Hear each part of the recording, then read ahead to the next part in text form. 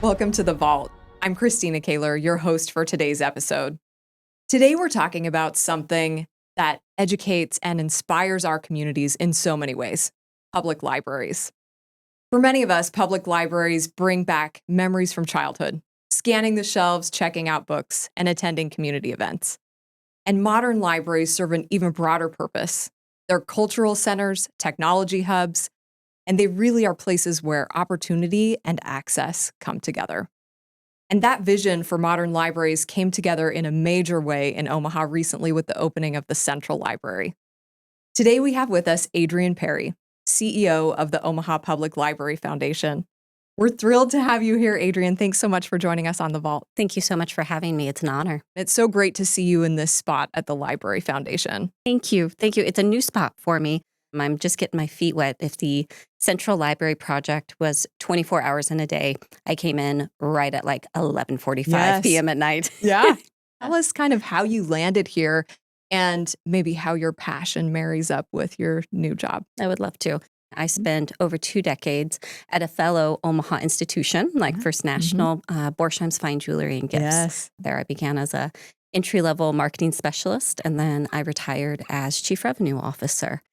I think the through line when I made the move to the Library Foundation is this idea of patron experience or of guest services or of customer experience. Yeah. So for me, it felt very familiar to come from an environment of working on a sales floor with a sales team and with an organization that has their administration above the sales floor to then now work on behalf of the entire system, but be based in Central Library, which is a thriving branch, as you know, but then to also have the OPL administration team there and to be one of their philanthropic partners that exists. You know, as we think about libraries, I think oftentimes people have their branch, right? They have one building. I do. Yes. Which is yours? Millard. Oh, of course. Yes. We think about the system more broadly. There are many libraries in the Omaha Public Library system. So do you want to tell us a bit more about the system and the foundation's support of the entire system? So the OPL branches, as you kindly and correctly point out, are hyper local to their communities. And those branches look wildly different from each other and wildly different from all of the other branches. And so there's 13 branches that span Douglas County. The Omaha Public Library System is the only library system that serves all of Douglas County. So no matter which sort of far corner of the county that you're in, if your residence is inside county limits, then you have the ability to get your library card and utilize the services in a free and accessible manner. I've gotten to know the branches during this 6 months that I've been in my role. They really are tailored to their environments. So, for example, Saddlebrook is not only a library,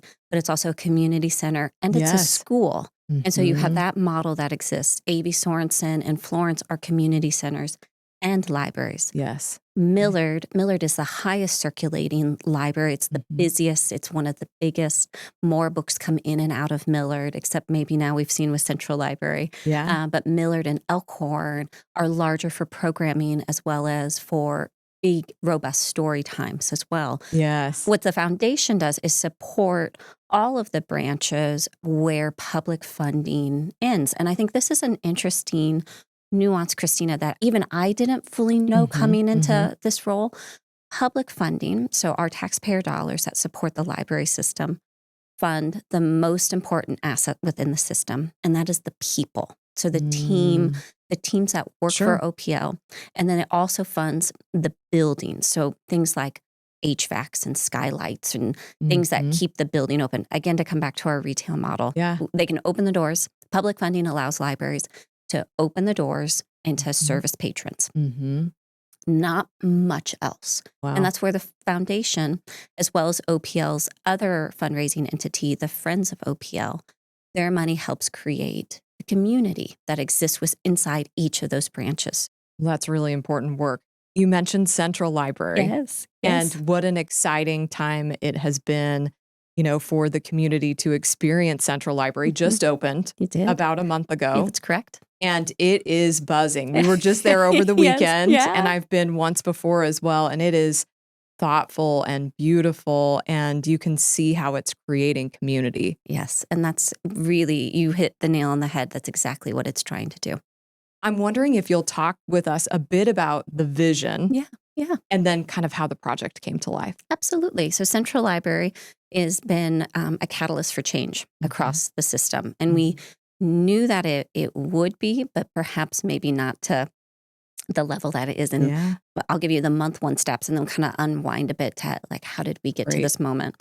In the first month, we have seen over 70,000 people. I mean, that like blows the rest of the attendance numbers from the branches combined out of the waters. Wow. So 70,000 patrons have walked through the doors. Okay, get this, 38,000 books have been checked out. Unbelievable. Staggering. It's staggering. To give us a bit of perspective on that, can you compare it to another library or the system as a whole? So in a full year, OPL will typically circulate a little over 4 million books or materials. Okay. We're escalating that number real quick here. It's growing month rapidly. One. Yeah. There's been 87 events, 4,000 new library cards generated. Unbelievable. Yeah. So you see this, the scope of that utilization was what the project desired. But as we pull it back a couple of years, the project really starts with the idea of what could a library be for a community and what does a library look like at this time. As the project began in 2020 and 2021, a thoughtful group of individuals from the OPL system, from Heritage Omaha that ran the Central Library Project, as well as from the foundation, but really from the community members to say, what is it you want to see in a library? And so there's an overwhelming response to say, the community wants places to gather. We want to come together. Exactly. And be in community and wanted to see more opportunities to experience programming. And with that as a lot of the scaffolding of the project, a larger tour began to look at what are modern libraries like now, both here in America, but we looked a lot at the Calgary Library. And then we also looked abroad to some Nordic country libraries too, to say, okay, how does a community utilize these libraries in different areas? And all of that went into the design and build of Central Library that now is what we see as this catalyst for change on 72nd and Dodge. Yeah. I think about all of the areas for kind of convening and, either spending time by yourself, kind of pondering, or with a group. All of those things exist. And then, the availability of what you have in the catalog with that incredible robot. The BookBot. Yes. You want to talk a bit about that? Oh, I'd love to. The ASRS, or the Automatic Storage and Retrieval System, or affectionately called by the staff, the BookBot. The BookBot is essentially the core of Central Library's building, and the building was built around it. And they are two large towers that move up and down, and then they have these little tiny hooks, and they pull out these bins, and inside the bins, one tower is genealogy, local history, and archives, and the rest are books and materials. And they're easily retrieved if a patron's like, I'm looking for the specific book, or I just watched the Laura Dave adaptation on Apple about the last thing he told me, but I want to read that now. And it says it's in central storage. And you kind of get these quizzical looks of like, where's central storage? It's in the BookBot. And then it pulls it, and about 5 minutes later, it ends up on a conveyor belt to you, which is it's really cool. It's really cool. What the ASRS really allows us to do is twofold. One, to house collections for the community. So now it's a spot where documents, pictures, maps, not just OPL's collection, but also offering it as a community collective as well. And then the other spot is it frees up by not utilizing book stacks. There is more space for community to gather. There's more space for programming. There's more space to learn different types of knowledge, which you have seen, like to sew or 3D I saw printers. That in action. Amazing. Also, there is a ton of incredible art. There is. At the library. What we now have is the largest public art local collection in the city, in a library. Like that's free and accessible to see. Almost like a retail experience. There's coffee. And lots of places to sit. Beautiful art. The best and most interesting new books to peruse. and a really happening children's spot. Floor 2 is happening. The kids, yes. Oh my gosh, 150 kids at story time. Yes.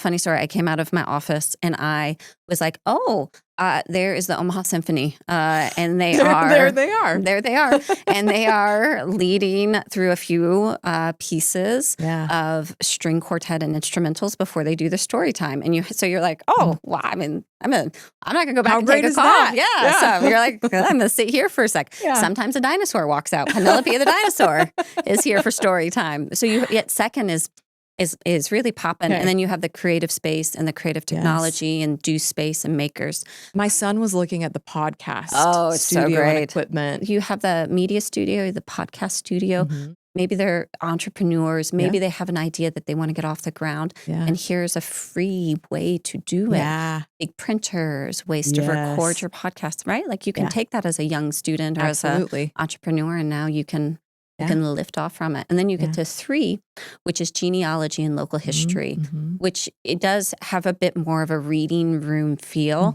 But like, spoiler alert, genealogists are like really lively people. And so even then there's conversation, there's inquiry, there's sharing back and forth what people learn. So I promise, and this is also, I think, a fun thing, there is no shushing in the library. That's great. It's supposed to, it's supposed to be active and loud and have a hum with it. And with 2,000 people walking through the doors each day, like, it's humming. Yes, there's absolutely a hum and an energy, and it's just all the different types of experiences that you're describing. Thinking about some of the special things that the library offers, do you want to tell us about those things? Absolutely, because it's sort of like my favorite party trick to show, especially on tours. Like, are you aware that we have a seed library? There are drawers and drawers and drawers of different seeds, whether it's fruits, vegetables, pollinators, flowers, that then patrons can check out up to 15 seed packets a month. And you don't bring them back, right? You don't have to like harvest them the next year and be like, I'm returning my seeds.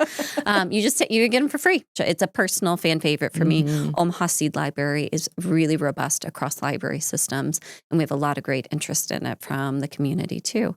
And then there's other things when you think of, I've checked out, but you're really, by having a library card, you get to just simply receive these as benefits. And those would be the Discovery Pass. So the Discovery Pass are community institutions that are ticketed that allow you to essentially receive that ticket complimentary. So that could be the Children's Museum or the Lurton Gardens. New for the first time ever this year is the zoo.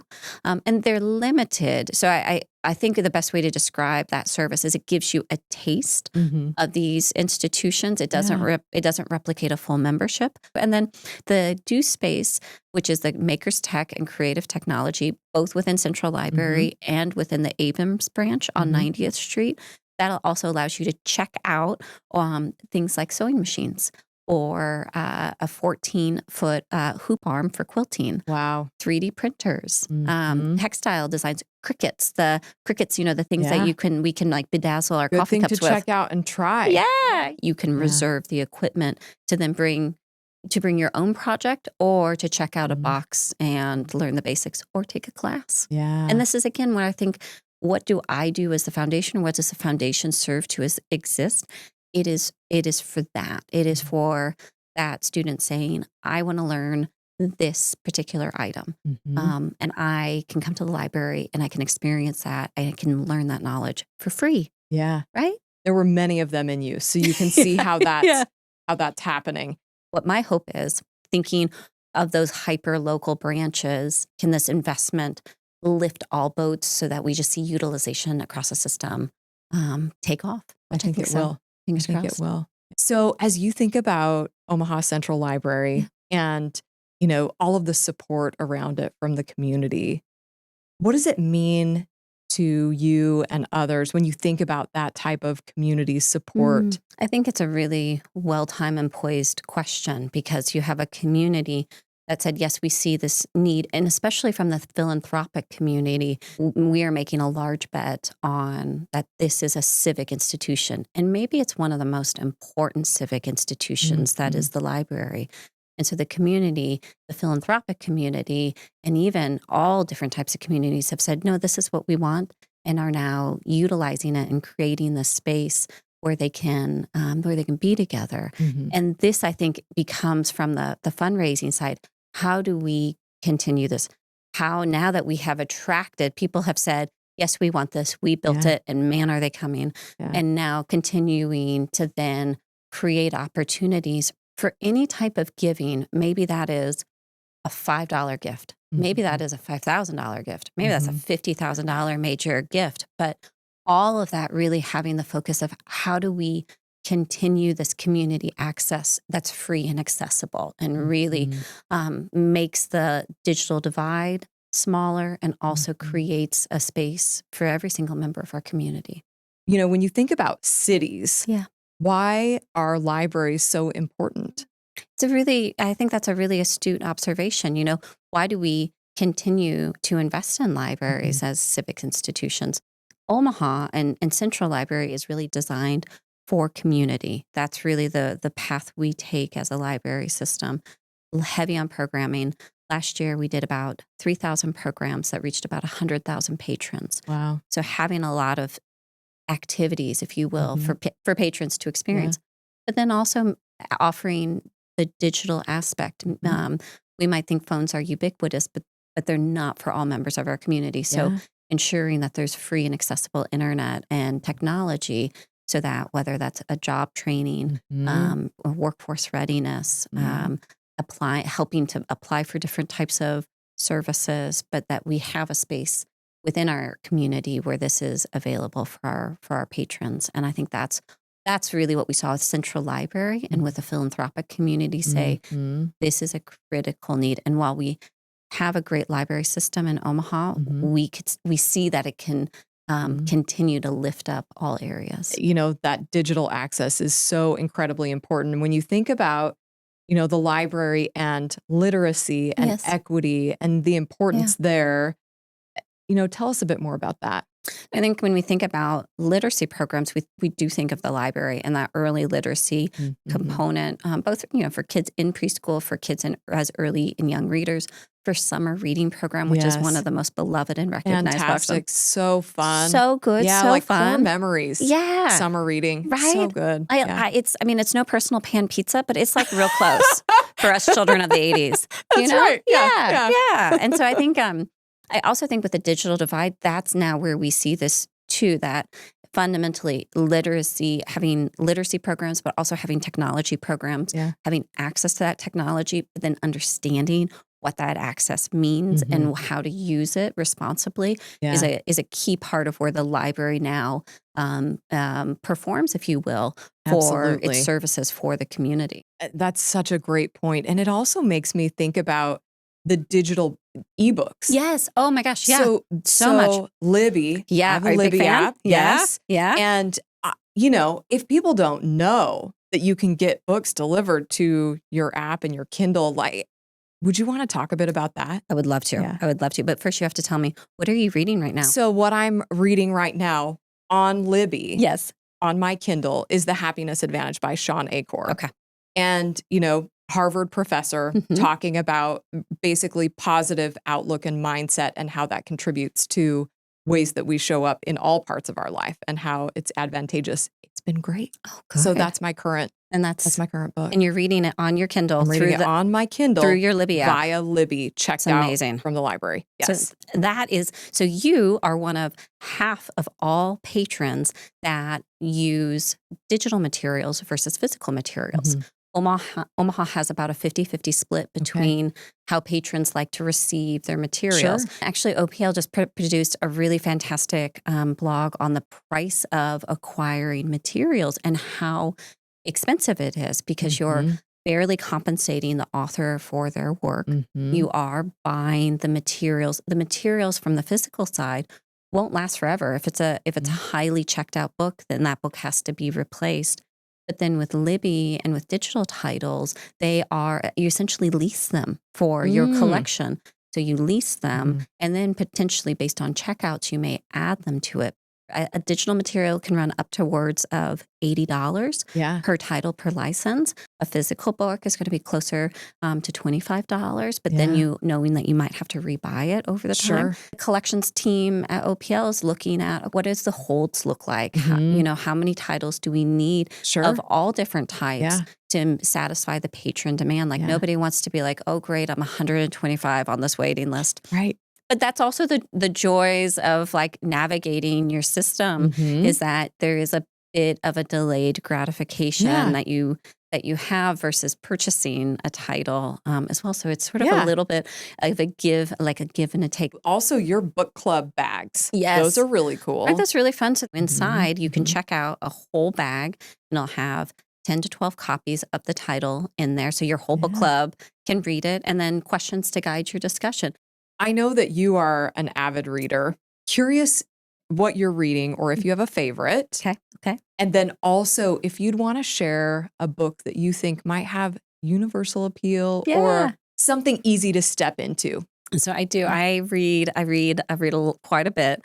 I've read all my life. My OG favorite books ever are The Babysitter Club. They're so good. They're the best, I can't believe you said that. I love The Babysitter's Club so much. Yes. This is how I got hooked on reading. Yes. Sweet Valley High and The Babysitter's Club. Same. Right? Yep. I just finished a murder mystery or kind of a mystery thriller called The Last Thing He Told Me that's being adapted right now. And I'm just starting Palaces for the People, which talks about how civic institutions like libraries really serve their communities and in different ways and different models. How fitting. Yeah, I know. So those are, and generally I'm reading, I like 3 or 4 books in a month. And then I do this like super nerdy thing. You want to know the nerdy thing I do? I've read it. Yeah. You're blogging about it. Yeah. You're posting. It's like a Substack. Yes. I'm like writing book reports in my 40s. You know? Yeah. It's great. So it kind of helps me. I started doing, because I read so much, I started doing it on Instagram first to be like, okay, what did I read? And then people would ask, like, what should I read? And I'd be like, let me look back. Like, Pachinko was really good. And I also think this book might be really good. And then that kind of grew into like, what if I did an exercise where I had to synthesize more of what I was reading and then do a long form view of that. So now a year plus later, I know on the first of each month, I gotta make sure my content's published and hopefully low on typos. And it's fantastic. And you talked about how in your most recent post, how all of these different themes kind of come together in the things you're reading, even though the books are vastly different. Yeah. And I think it's that woo moment. And maybe it's the universe, maybe it's you're looking for these patterns, but I do think books find you for a reason and they find you at a time. And then, you, whether instinctively or not, other themes kind of hook onto that. So I've been reading a lot about close communities lately, whether that's religious or not religious. The idea of when you start to pull on the seams of your life, what happens when things start to unravel. And I think there's a lot of interesting and a lot of growth that can happen there too. So thanks. Thanks for reading. Hey, I'm a follower. I'm a fan. I think it's great. Yes.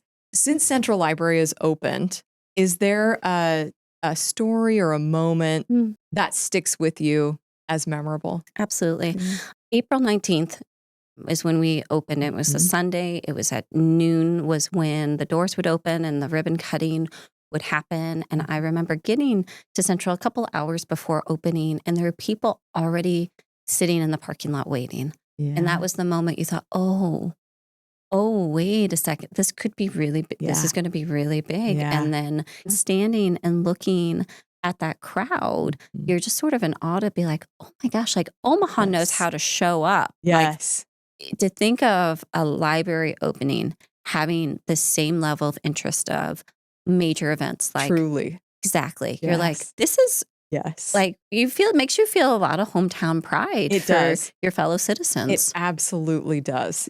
When you think about the library and the impact and what success looks like in 5 to 10 years from now. Oh my gosh, I think about this a lot. The library system with Central Library and within the investment in increased public funding is scaling to grow.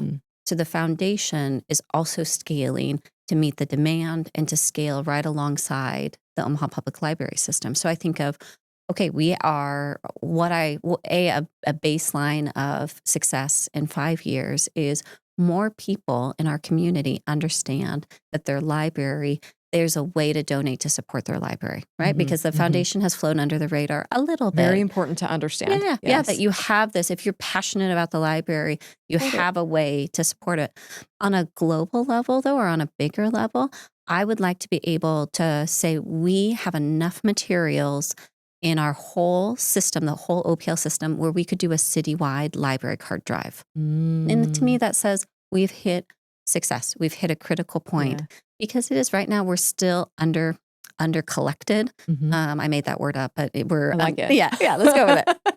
Our collections sit under similar cities for amount of materials available to persons on a per capita basis. So if we could lift the collections to meet or exceed what we need for our community, we could hold the library card drive, and then the whole then again, now the wheel is really turning for that. So that's what hopefully I can come back in 5 to 10 years and sit with you here and say, like, Christina, we did it. We're doing a library card drive, and that would be success. We would love that. Oh, good. And please come back at that time. And you can also share your most current stack with us. Well, that'll be one. Adrienne, thank you so much for joining us today and sharing the story of this exciting new chapter for Omaha. Thank you so much for having me. It's been a joy to sit and tell you these stories. And thank you to FNBO for your critical support of OPL and OPLF, and actually for all that you do in the community. We really are fortunate to be part of such a wonderful community. So thank you again. And to our listeners, thank you for joining us today on The Vault. We'll see you next time. The Vault is brought to you by FNBO, member FDIC, equal housing lender. Podcasts are for informational purposes only and not intended to provide specific advice or recommendations. This content is educational in nature and should not be considered financial, tax, or legal advice. When making decisions about your financial situation, consult a financial professional for advice. References to third-party organizations, services, and websites are for informational purposes only and do not constitute an endorsement by First National Bank of Omaha. Any third-party services or organizations referenced are separate from First National Bank of Omaha. Podcasts are not regularly updated and information may become outdated. Deposit products are offered by First National Bank of Omaha, member FDIC. Investment products are not FDIC insured and not a deposit or other obligation of the bank. Not insured by any federal government agency. Not guaranteed by the bank and may lose value.